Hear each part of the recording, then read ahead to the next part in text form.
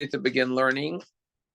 Thank you for joining. We're learning Parshat Vayetzeh, which is on page 144 if you're in the Blue Art Scroll Chumash.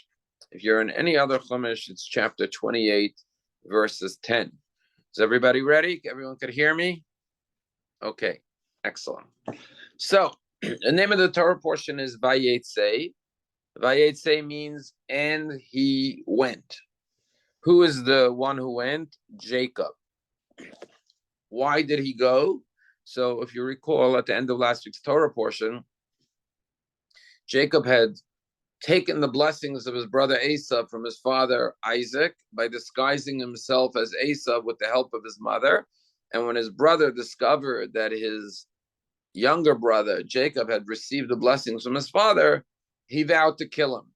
And so his mother said, "Go to the house of my uncle and spend some time there till the wrath and the anger of your brother subsides. And while you're there, you should also find a wife, get married." And so he headed out in the last verse to the city of Padan Aram, which is in Haran, to spend some time with his uncle. So Vayetzeh Yaakov, Jacob went out. Where did he go out from? The city of Be'er Sheva, which is in Israel, where he lived, from his father and mother, Rebecca and Isaac's home. Vayelach, and he traveled to Haran. Haran was in Padan Aram. This is where his uncle Laban lives. So he leaves Israel to go to Padan Aram, to Haran. So that's the opening 6 words of the Torah portion. Vayetzeh, and Jacob went out from Be'er Sheva to Haran. And again, he's following the instructions of his parents, specifically his mother, who said, "Leave from the presence of your brother so he doesn't hurt you, harm you," but also to fulfill the obligation of his father, Isaac, who said, "Go, when you go there, take a wife, get married." Now, a lot is going to happen in this week's Torah portion. But before we even get going, I just want to share with you a Hasidic thought from the 4th Lubavitcher Rebbe, the Rebbe Marash. And he said this simple verse, there's nothing simple about it, but this 6-word verse, Jacob leaves Be'er Sheva and goes to Haran, is actually a verse that talks about our life's journey in this world. Because Jacob, we know, is the patriarch that represents the entire nation of Israel. He's the one who becomes Yisrael. Actually, in this week's Torah portion, he's going to wrestle with an angel, actually in next week's Torah portion, and get a new name. He's going to be given the name Yisrael. So Jacob is Israel. We are the children of Israel, the 12 tribes of Israel, the children of Israel. So Jacob's journey is the journey of the Jewish soul in this world. And every soul leaves Be'er Sheva. What does Be'er Sheva mean? So we know Be'er Sheva is the well of the oath. Now, why is it called the well of the oath? So it's called the well of the oath because there was a story where Isaac, or I should say Abraham, made an oath with Abimelech to make a peace treaty. But Chassidut explains that before a soul comes into this world, it is administered an oath. And the oath is that it will be righteous and not be wicked. And so therefore, the journey of the soul begins in Be'er Sheva, the well of the oath that it's given in heaven before it descends into this world, that it will be righteous. And where does it go? To Haran. Haran represents this world, a world which is materialistic.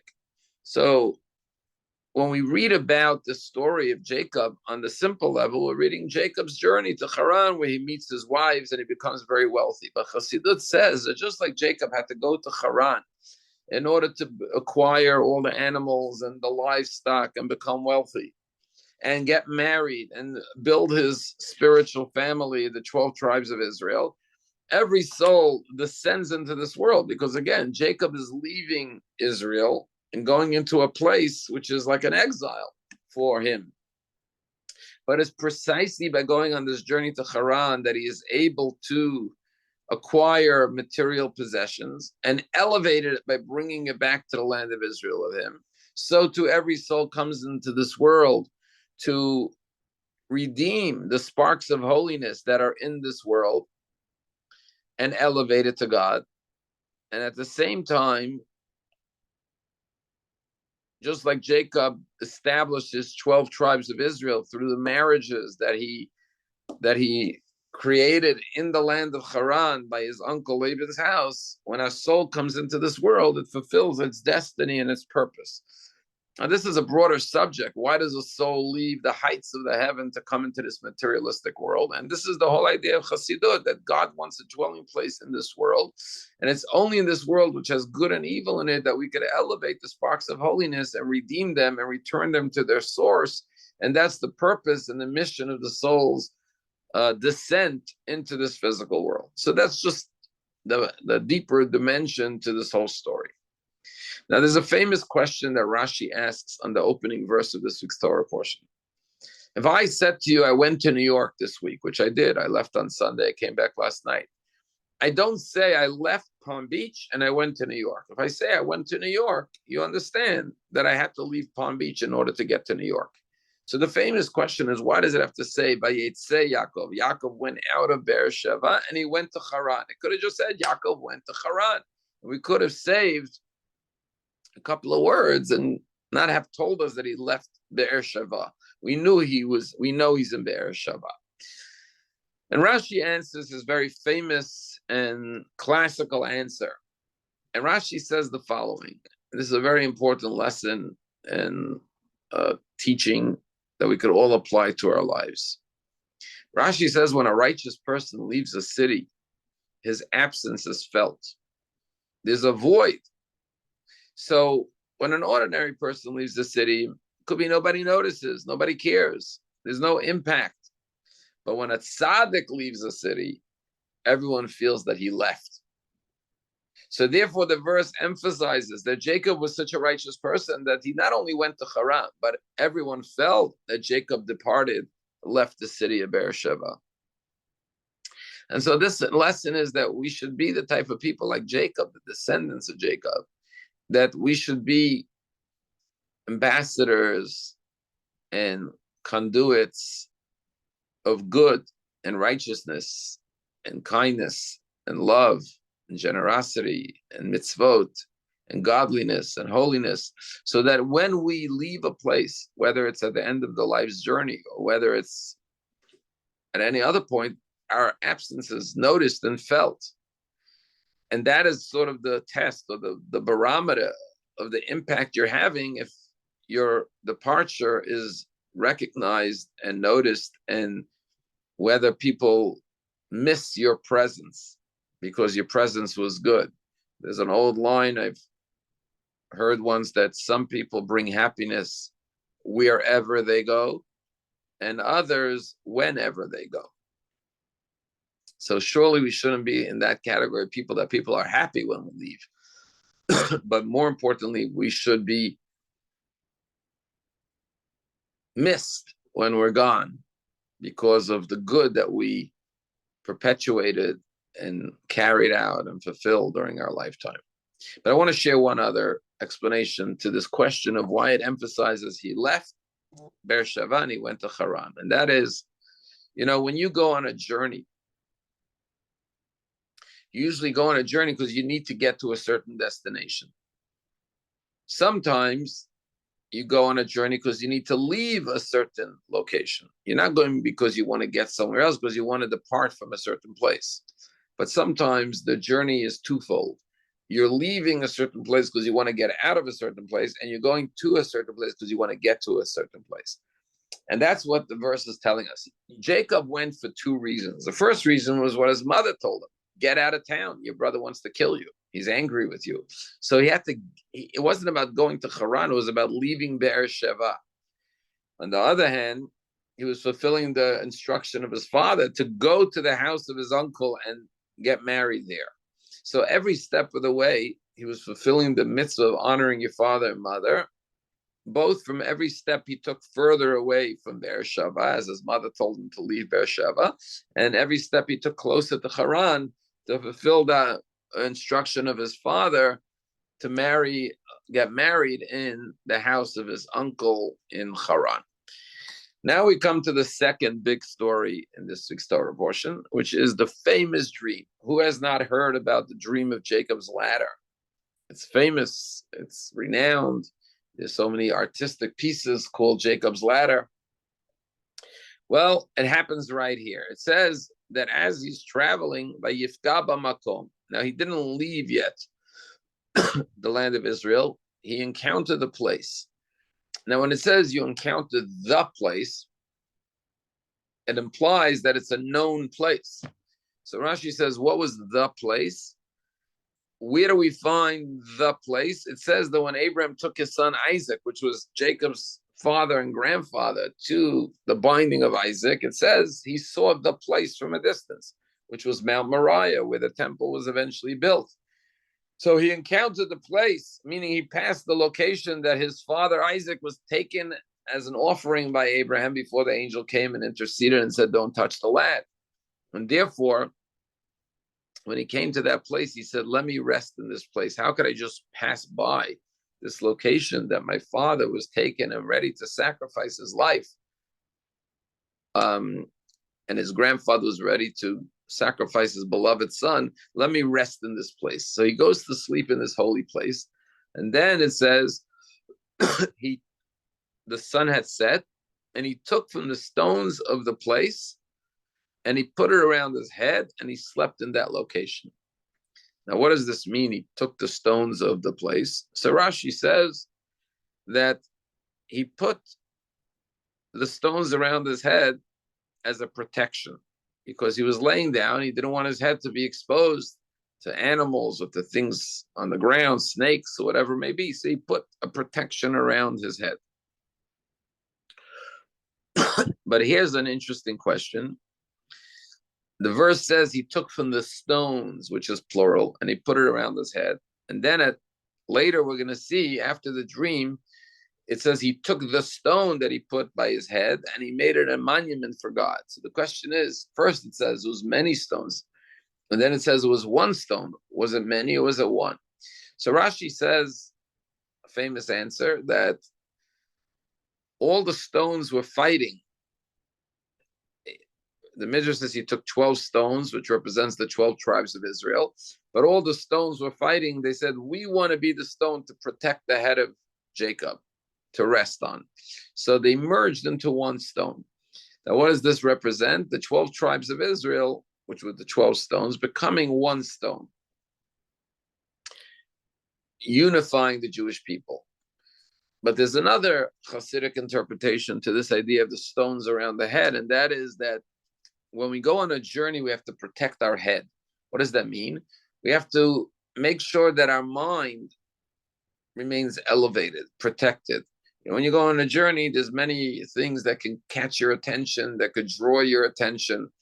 And a person should always study Torah and always have passages of Torah memorized. So wherever they go, their mind could be protected from what may be encountered along the path.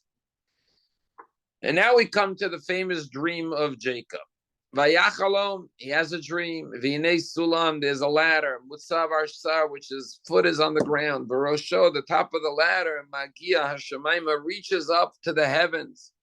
And behold, there are angels of God going up and down the ladder. So even before we discuss what this ladder represents and why God showed him this ladder in the dream, the question Rashi asks is, why are the angels going up and down?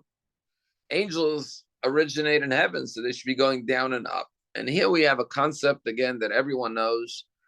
Everyone is familiar with the idea of guardian angels. And here's one of the sources of guardian angels. It says, Rashi says, that there are different angels that are stationed in different places. There are angels that only protect in the land of Israel. There are angels that protect outside of the land of Israel. So therefore, the angels that were escorting him in the land of Israel went up back to heaven because they finished their mission. And now a new set of angels that were going to escort him and guard him as he left the land of Israel were descending from heaven to carry on with him in the journey outside of the land of Israel. But here you see the angels going up and down. So let's continue with the dream. In the dream, God is watching over him, standing over him. And God says, I am the God of your ancestors, Abraham and Isaac. The land that you're sleeping upon, because you were still in the land of Israel, I will give it to you and your descendants. And then he goes on to say, and your children will be like the dust of the earth, and you will spread out west, east, north, and south, and all the nations of the world will bless themselves through you and your children. Okay?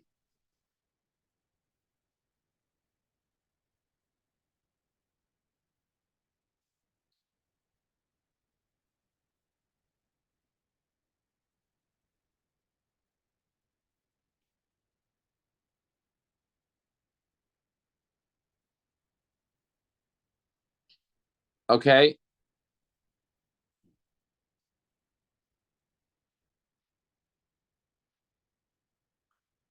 So God gives them a multitude of blessings. First of all, the land of Israel will be for you and your descendants. And then he says, your children will spread out east, west, north, and south to all the directions. And finally, all the nations of the world will be blessed through you and your offspring. And then the blessing continues further. And I will be with you. I will guard you wherever you go. And I'll make sure you return safely to this land. And I will not forsake you until I do everything that I promised to you.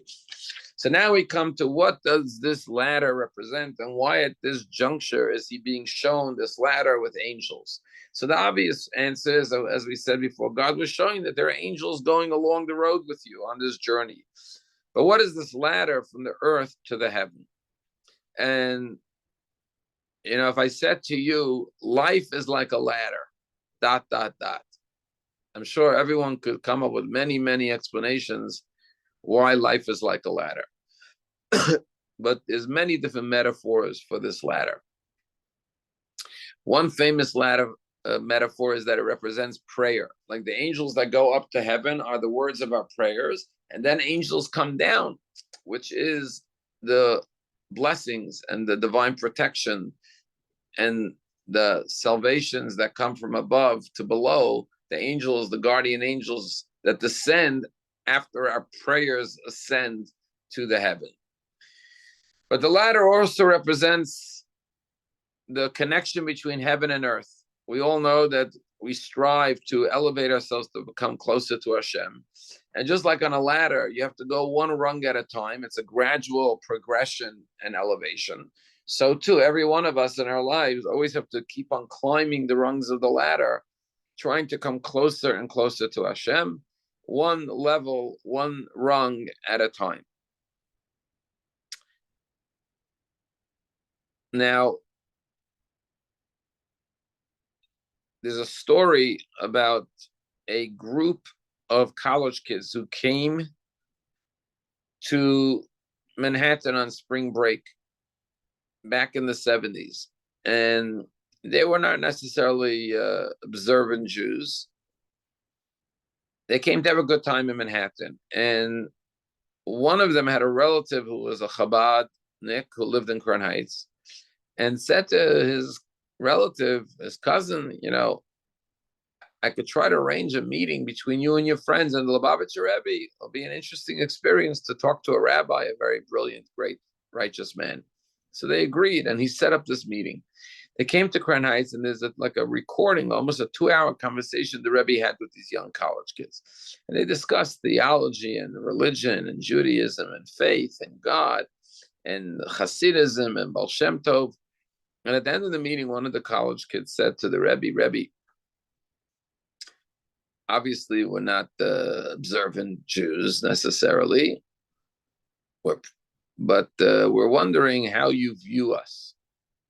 Do you view us as good Jews or not? And that's obviously a very loaded question. And what the Rebbe said to them in response was, the Rebbe said that if you're familiar with the story of Jacob's ladder, which we're discussing right now, the Rebbe asked them if they know that story. And then the Rebbe said, Judaism is like Jacob's ladder. There's like 613 rungs, many, many mitzvot. The Rebbe said what's important in the ladder of Judaism is not which rung of the ladder you're on. Because everyone might be raised in a different home, under different circumstances, different levels of observance. So the question is not what rung of the ladder. What matters most to God is whether you're climbing up the ladder or you're going down the ladder. Are you trying to improve and increase and become better, or are you going down? And then the Rebbe smiled at them, and the Rebbe said, since you're on spring break and having a good time in Manhattan, and you chose to give up a night of your vacation to come speak to a rabbi in Brooklyn about God and about faith and about Judaism, that tells me that you're climbing up the ladder. And therefore, I do consider you as good Jews. And that's an important thing. It's told that the Baal Shem Tov once said to his students, if there's two people on a ladder, one is, let's say, on the third rung, and one is on the eighth rung, who's higher? And the student said, well, obviously the guy on the eighth rung of the ladder. And the Baal Shem Tov said, not necessarily. The person on the third rung is climbing up the ladder, and the person on the eighth rung is going down the ladder, then the person on the third rung is actually higher. Because eventually he'll go much higher, and the other one's going to go much lower. So therefore, God looks at the direction that we're pointed in life. Where do we want to go? Even if we're not there yet, where are our intentions? Where are we striving for? What are we yearning for? Now, to take this metaphor in Chassidut one step further about life as a ladder, one of the things about a ladder is that you have 2 feet on a ladder. You're standing very firmly on the ladder, right? But what do you have to do to climb to the next rung of the ladder?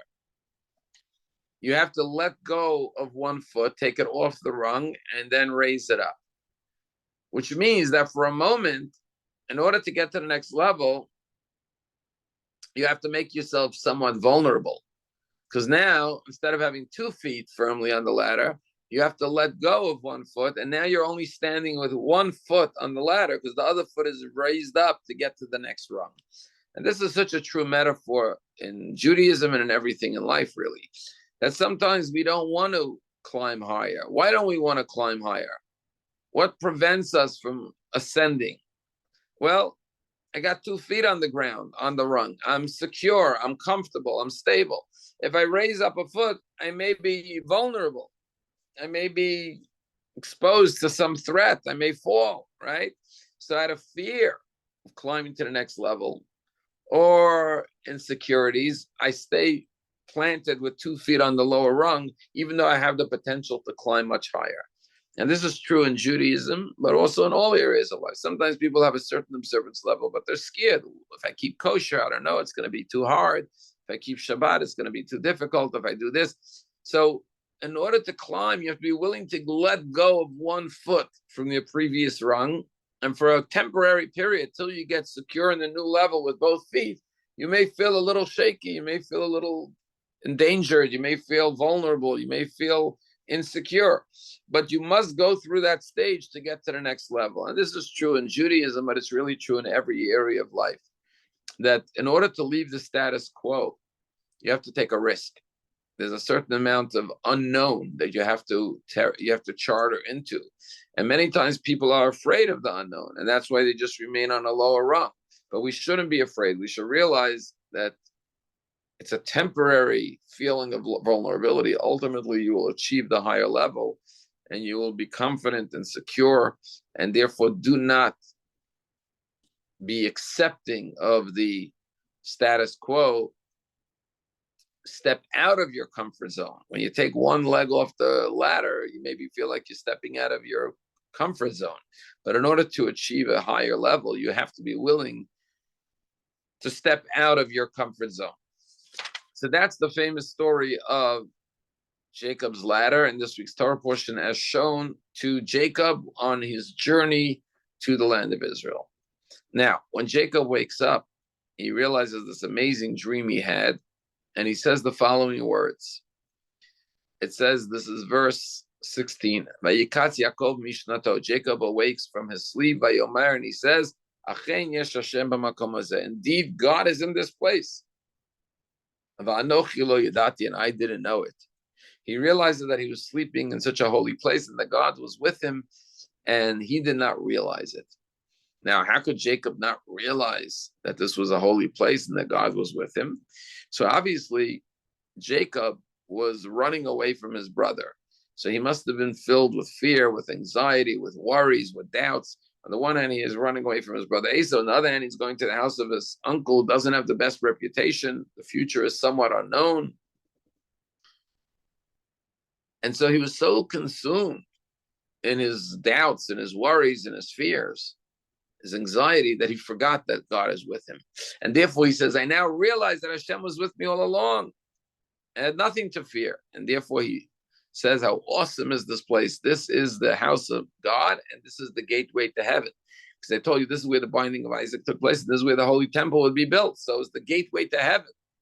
And he builds a monument with the stone that merged, and he pours oil on the stone, and he names the place Bet El, the house of God.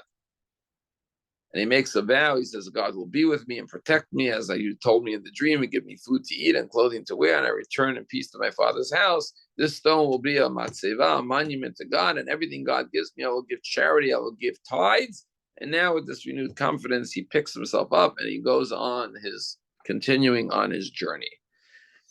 And again, this is a lesson and a metaphor for all of us, because sometimes we become consumed in our own fears and our own worries and our own insecurities, our own anxieties, and we forget the most important thing, that Hashem is with us, and therefore there's nothing to be afraid of. As the famous passage from Nachman of Breslov says, the whole world is a very narrow bridge, and the main thing is to recall ve'ikar lo lafacheh klal, not to be afraid, to have trust.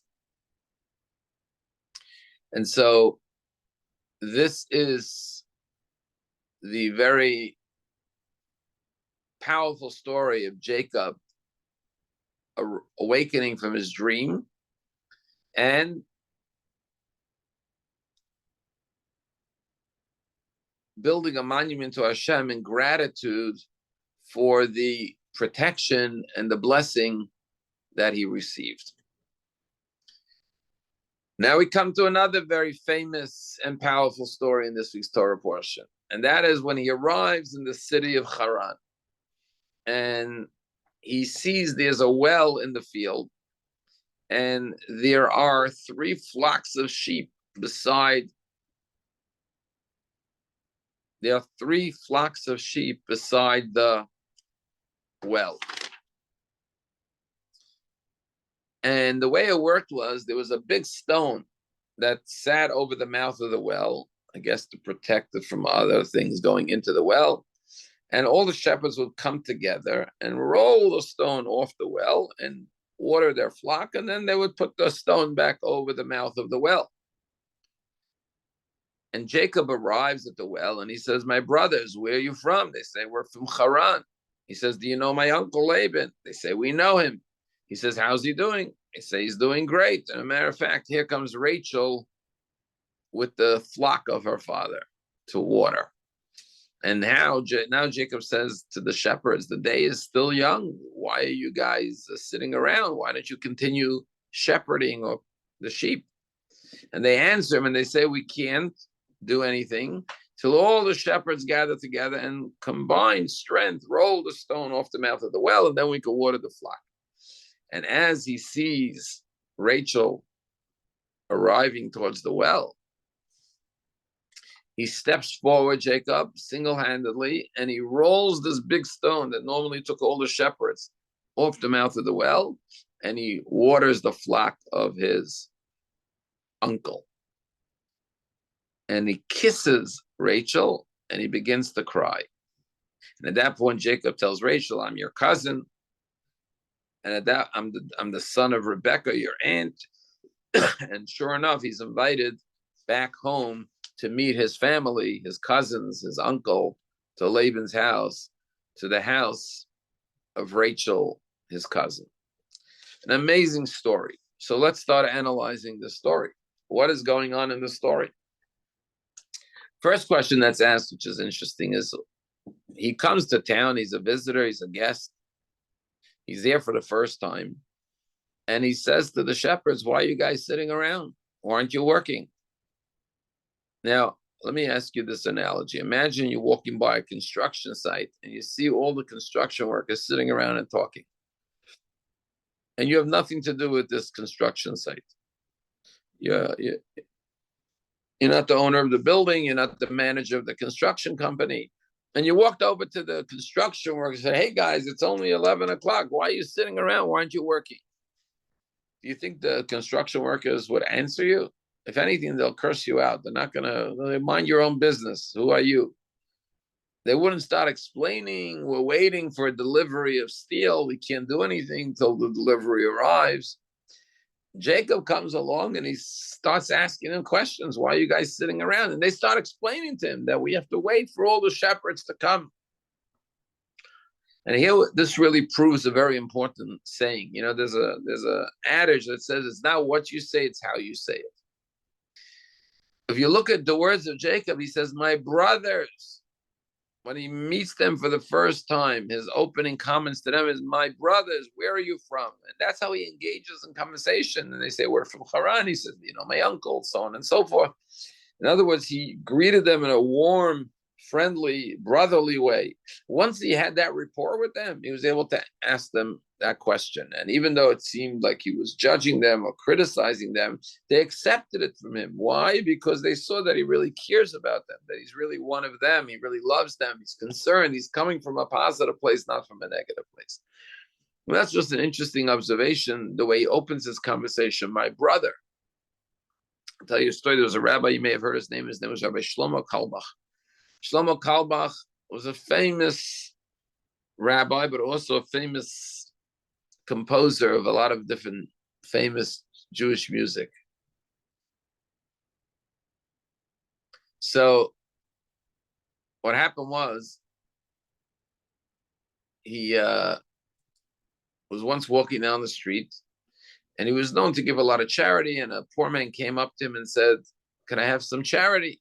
A beggar. He didn't matter, homeless people, he would always give charity. He checked his pockets and he happened not to have any cash on him. So he turned to this beggar and he said, my holy brother, that's the way he spoke to people, with love and respect. My holy brother, he said, I'm sorry, I don't have any money to give you. And this beggar said to Rabbi Shlomo Kalbach, it's okay, you've already given me more than most people give me. He said, what do you mean I give you more than most people give you? I didn't give you anything. He says, yeah, but you called me my holy brother. No one on the streets of New York calls me my holy brother. Sometimes you give a person love and respect and kindness. It's not about the material things. It's about the feeling you give them, the feeling of worth, of importance, of love.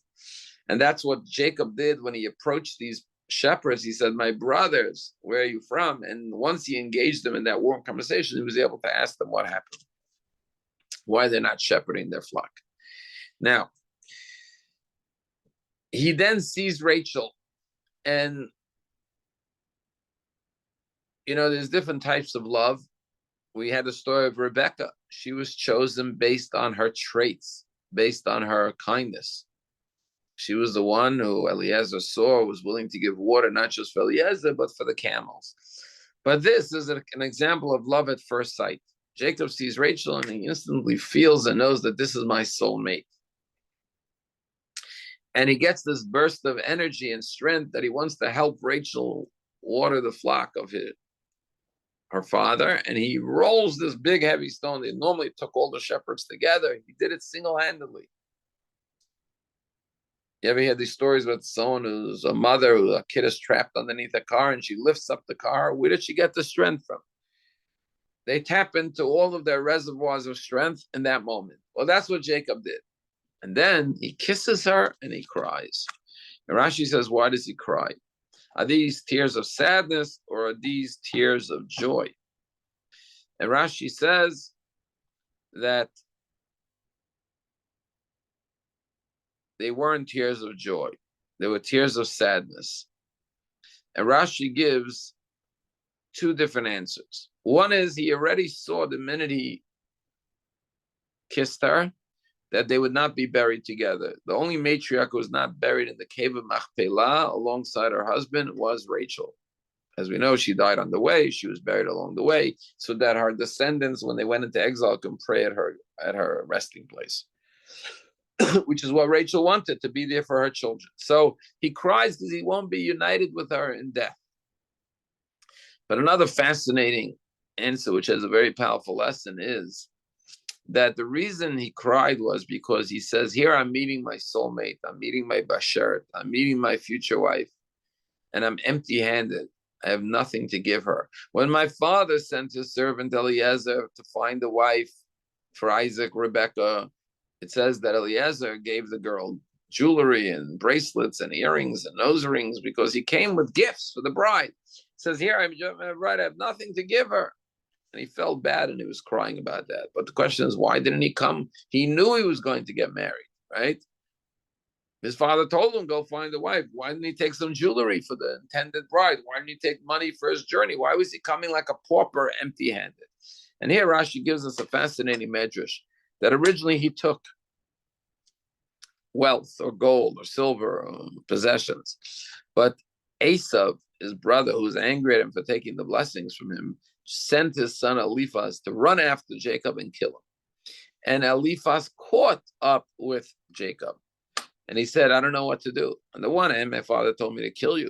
But on the other hand, I know it's wrong because my grandfather Isaac would not want me to do that because he grew up in the cocoon, in the embrace of his grandfather Isaac, who was righteous. But his wicked father Esau told him to kill him. So what did Jacob say to his nephew Eliphaz? He said, listen, the Talmud says that a poor person, a destitute person, is like it's like they have no life because they have no money to survive. He said, take all my money from me and it'll be as though you killed me because you took all my possessions. And then you don't have to kill me. And you will not violate the commandment that thou shalt not kill. So that's what Eliphaz was more than happy to do. He disposed Jacob of all of his possessions. And as a result of that, Jacob comes empty-handed. However, this teaches us a very powerful lesson. So sometimes we wonder how much influence could a grandfather have or a grandmother? And the answer is, look at this story. Even though Eliphaz's father was Esau, because of the influence of his grandfather, he didn't have the heart to kill his nephew. I'm sorry, his cousin. No, let me correct myself again. He didn't have the heart to kill his uncle. It was his father, Esau's brother, because he knew murder was wrong.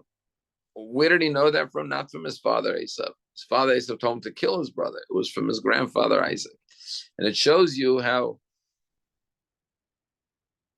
values and righteousness can be passed down through grandparents as well, as we see in the case of Eliphaz, the grandson of Isaac. Now we come to another amazing story. Every story in this week's Torah portion is like blockbuster events. This is another famous story. What happens? He wants to marry Rachel. So he says to his father-in-law, Laban, his future father-in-law, I should say, please give me your daughter Rachel's hand in marriage. And the father-in-law, Laban, who's a trickster and a greedy man, says, oh, this guy wants my daughter. Let me get something out of it. So he says to his future son-in-law, Jacob, if you want to marry my daughter Rachel, you have to work for me for 7 years without any pay. And Jacob agrees. And that's what happens. He works 7 years for no payment just to marry the love of his life, Rachel. And I want to just focus on a famous verse that says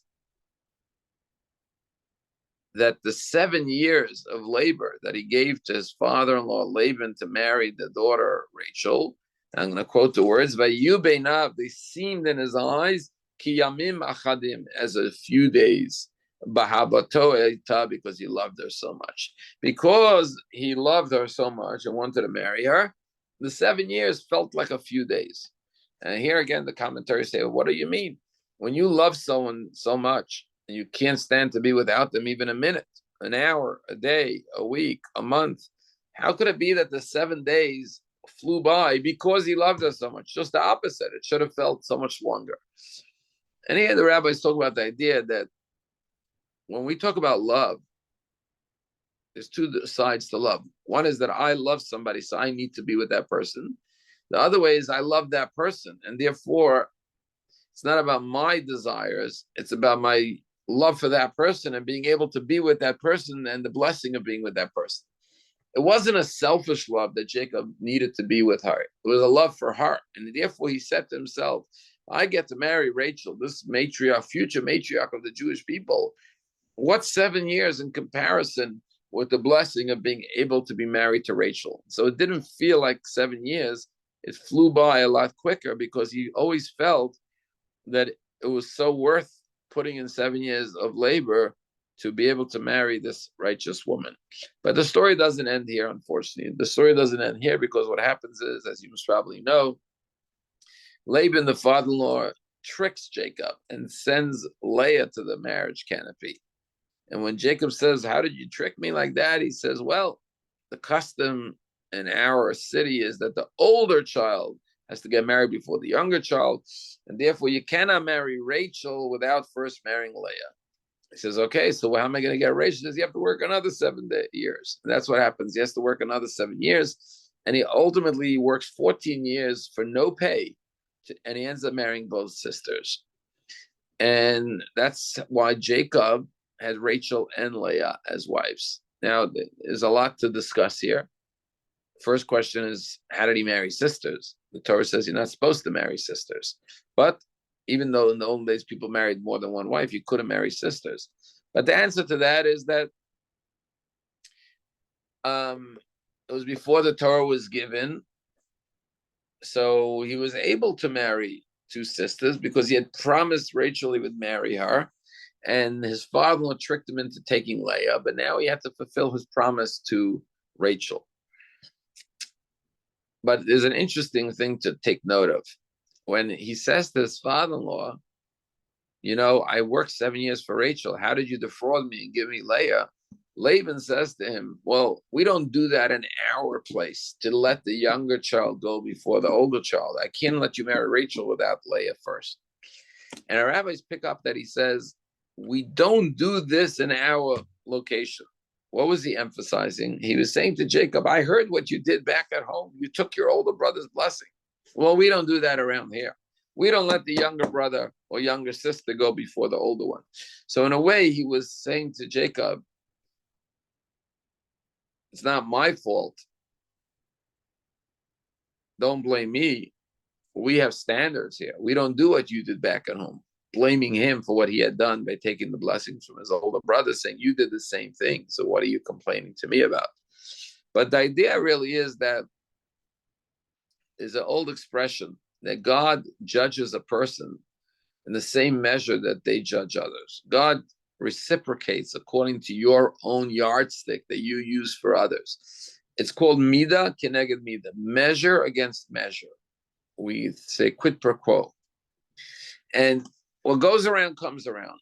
And on some level, because Jacob, even though he was justified in doing it, his mother told him to do it, it was necessary to do it, to get the blessings for the Jewish people.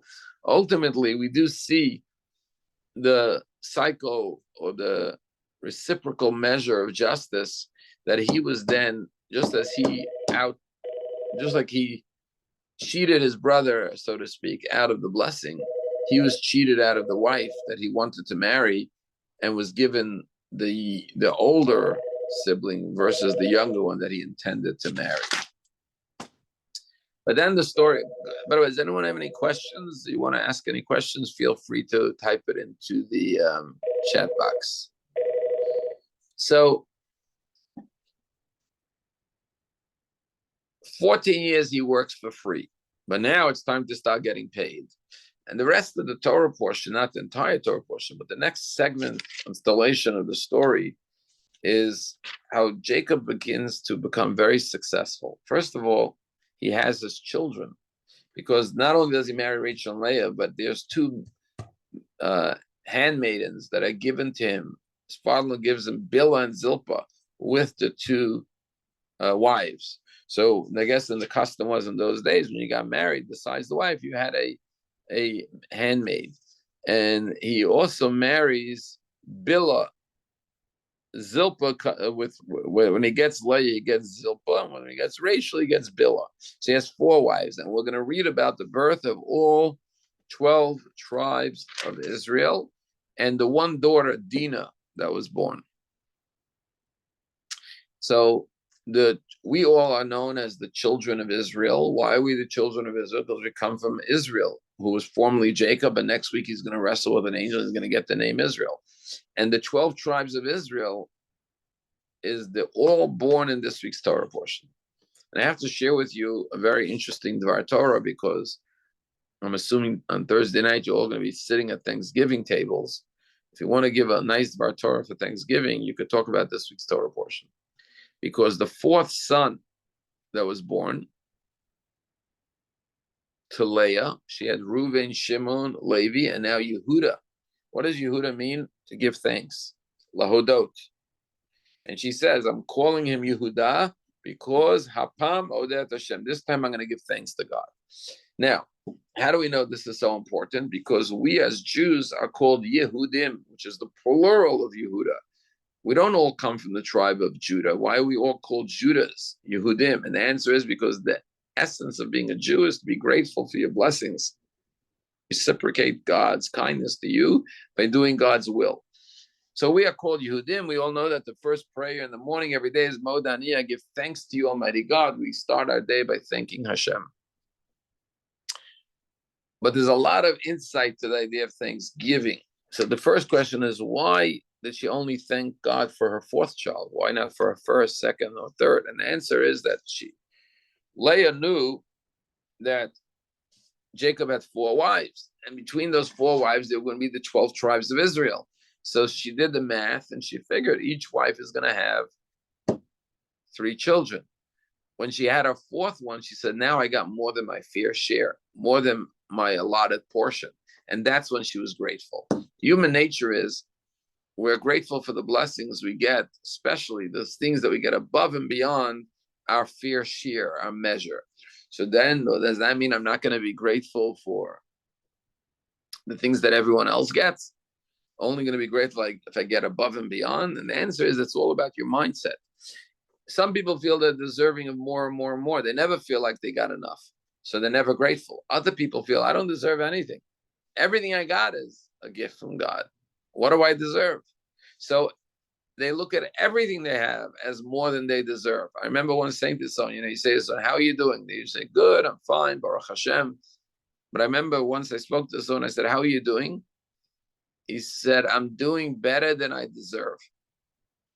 And it's an interesting response, because if you realize that, what did I do to deserve this wonderful life? What did I deserve to be alive?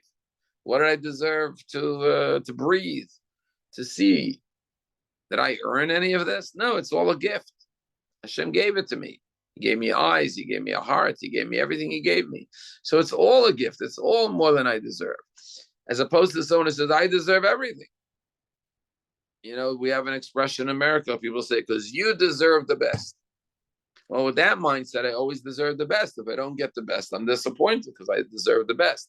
As opposed to, I don't deserve anything. Everything I get is out of Hashem's kindness to me. So if you look at someone else who, God forbid, has an illness and you're healthy, like, did I do something to be healthy that this person didn't do? Of course not. It's a gift. See someone who's blind, somebody who's lame, somebody who, right? Everything is a gift. So you appreciate everything. But there's another very interesting answer, and we'll finish with this idea. When you look at the first 3 children of Leah. See, Leah had a problem, a very serious problem. The problem was that she was in a loveless marriage. Because it says that Jacob really didn't love her. Jacob loved Rachel. But she was thrown into the mix by her father, and now she's with a man that doesn't really love her or care for her. So she always felt unloved. And this was very painful for her. So when she had the first child, she says, Reuven, God saw my plight. Now my husband will love me because I have a child with him. But then the second child comes along. She says, Shimon, God heard that I'm unloved, and now my husband will love me. But still things don't get better. Why? Because the third child, she says, Levi, attachment. Now that I have 3 children, 3 is a sign of strength. My husband will attach himself to me. But things still don't improve. So when the 4th child comes along, she says, this time I'm going to give thanks to God. What does that mean? What she was saying was the first 3 children, I didn't really give gratitude to God because I was busy yearning and hoping and dreaming, maybe this will change things. My husband will love me now. And therefore, I didn't appreciate what I had. But this time, I'm not going to do that again. The first 3 children I named with the aspiration, with the goal, with the dream, with the prayer that one day my husband will really love me because I have all these children with him. But now I'm just going to look at what I have, the blessing of the children. I'm going to give thanks to God for my children. And the lesson is that sometimes people, instead of being grateful for what they have, they're focused on what they don't have. So they're saying, well, I still need this, I still need that. And because they're focused on what they still don't have, they can't enjoy and appreciate the blessings of what they do have. And therefore, what Yehuda, which is the idea of Thanksgiving, teaches us is that we can't wait in life for everything to be perfect. We can't wait for it to have all our ducks in a row and say, oh, when everything is perfect, then I'll be grateful. Because in life, sometimes not everything's perfect. And sometimes things will never be perfect in one way or another. But that shouldn't deny you the pleasure and the appreciation and the enjoyment and the gratitude of the blessings that you do have in your life. And that's the message of Yehuda, why we're called Yehudim, that despite what's lacking, we should still be grateful for what is present in our lives, the blessings we do have. And that's why Judah is the source of giving gratitude. One other answer why it says that Leah was the first one to thank God. Why was she the first one? Surely there were others who thanked God in the Torah. We even have stories of people thanking God. And the answer is that others thank God for supernatural, miraculous events or salvations. But Leah teaches us that we should be grateful, not just for supernatural things like miracles or great supernatural blessings, but even the natural things like giving birth. We shouldn't take anything for granted. We should appreciate every single blessing that we have. And in the last 2 minutes, I'll just tell you that besides building his family, he becomes extremely successful, extremely wealthy in the house of his father-in-law. And then his father-in-law becomes envious of him because he's so successful. And as a result of that, at the end of the Parshat, Jacob has to run away and go back to the land of Israel with his wife and escape the house of his father-in-law. And at the end of the Parsha, his father-in-law catches up with him and reprimands him and says, why did you leave without telling me? And everything you have is mine, even though Jacob earned it. And not only did he earn it, but he had to deal with 14 years of being working for his father-in-law without any pay because his father-in-law tricked him, made him work 7 years and then another 7 years.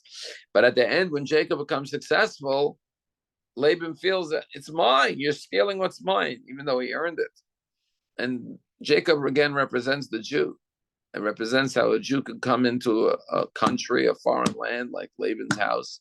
And despite all the hostilities and all the attempts to undermine the Jew, like Jacob, we become successful. And then what does the non-Jew, the Laban, say? You stole this from me. It's mine. That's anti-Semitism. Your success is on our back. And even though they did everything they can to prevent us from being successful, they look at it like you're taking what is ours. And so all of these stories are lessons and indications and guidances for us, the story of the Jewish people. And like I said, there's so many powerful stories with so many amazing lessons, timeless lessons for us to understand and apply to our lives. So with that, I wish everyone a wonderful day and look forward to seeing you all soon. And thank you all for joining today. Thank you so much.